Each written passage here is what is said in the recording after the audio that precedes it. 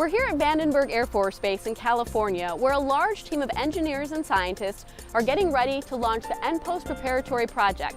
Better known as the NPP Satellite, it is the nation's first attempt to combine weather and climate observations on the same platform. It's also here at Vandenberg where the NPP spacecraft is sitting atop a Delta II rocket. And we're going to take you inside, talk to the project scientists about what this mission means, and follow the engineers in their final steps leading the countdown.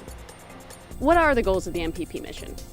We want to continue the scientific measurements that NASA satellites have been making over the past decade and improve the measurements that will be used for weather forecasting. What's special about launching here from Vandenberg?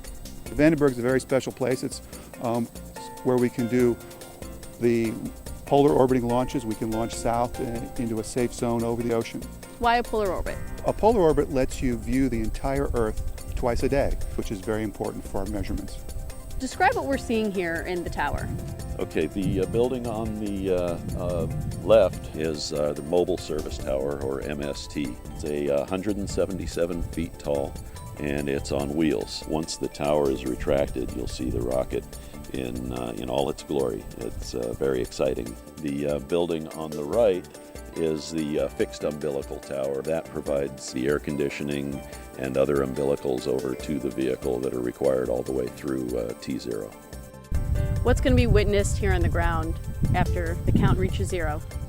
You see the engines ignite, the rocket lifts off very quickly. After about 2 minutes, the rocket's pretty much out of sight.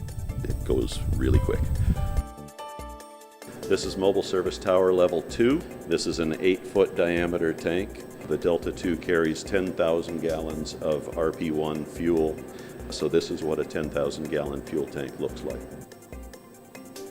We're standing now on level C of the Mobile Service Tower at the forward end of the solid rocket motors.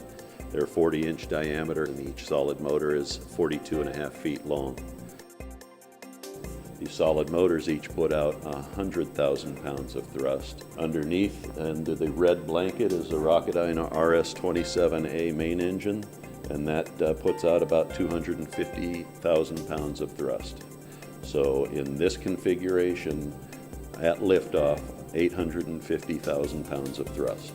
These motors will be jettisoned after about 1.5 minutes, 2 minutes of flight, and they'll end up in the bottom of the ocean. We're here outside the Mission Director Center, and we're joined by Jerry Nagy, the NPP Launch Operations Manager from Goddard Space Flight Center. And Jerry, what happens here on the day of launch?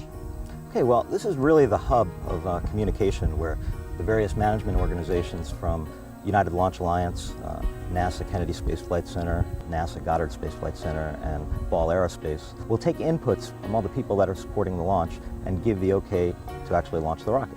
How far are we from the tower right now? We're approximately 12 miles from the launch pad. This is where the entire launch management team at the night of launch assembles. Each one of these rows have what we call back rooms.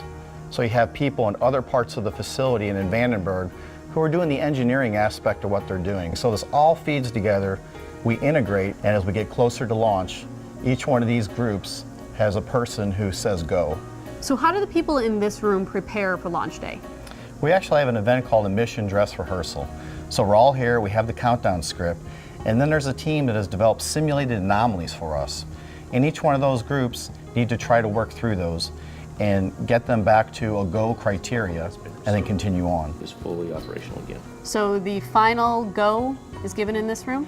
Yes, the final go is given in this room.